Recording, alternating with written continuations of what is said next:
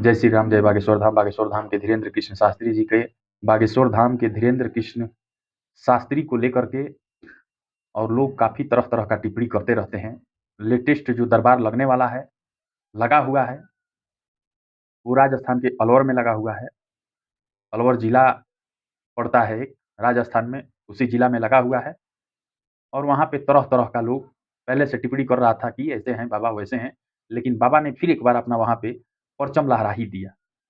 वहाँ पे बहुत सारे अ, लोग जो है कि तरह-तरह का बात कर रहे थे कि बाबा ये ऐसा नहीं हो सकता है, वैसा नहीं हो सकता है, लेकिन जो लोग ये पहले से प्लान बना कर के और बात कर रहे थे, उन्हीं का बाबा ने पर्चा निकाल दिया और धीरेन्द्र कृष्ण शास्त्री जी ने उनका पर्चा निकाला तो लोग दंग रह गए।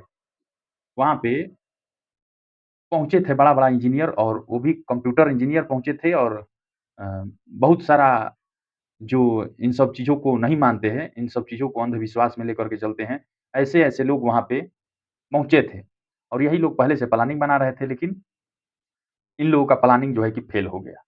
धीरेन्द्र कृष्ण शास्त्री के आगे इन लोगों का प्लानिंग फेल हो गया। ये लोग पंडाल में बैठे हुए थे। धीरेन्द्र कृष्ण शास्त्री जी ने इन लोगों का बाप और दादा का नाम लेकर के और बुला दिया वहाँ पे।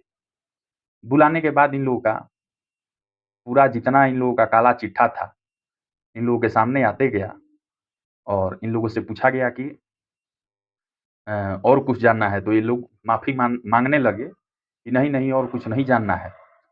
इतना ही काफ़ी है बाबा, बस अब रहने दीजिए।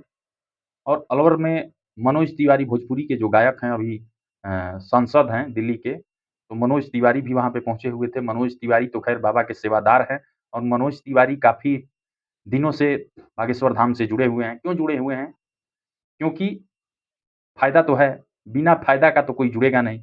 अगर जान जाएगा कि आप ढकोसला हैं, आप जो है कि झूठ-साच भरमाने का काम करते हैं, तो कोई आपसे जुड़ेगा? कोई नहीं जुड़ेगा।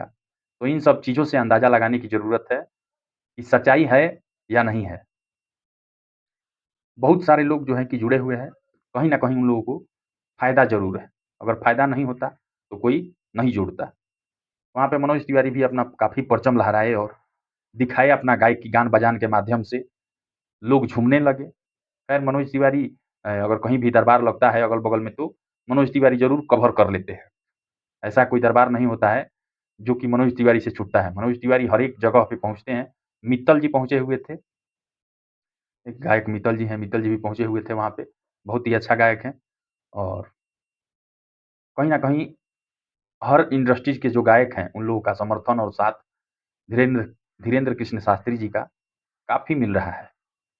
मिलना भी चाहिए और यही सब बात है और अलवर में 8, 9, 10 3 दिनों तक कथा चलेगा और फिर इसके बाद देखिए नेक्स्ट दरबार जो है कि कहाँ लगता है। नेक्स्ट दरबार हमको लगता है कि पहले जाएँगे 2-3 दिन के लिए कहीं बाहर जाने वाले हैं, इसके बाद नेक्स्ट दरबार गुजरात में लगने वाला है।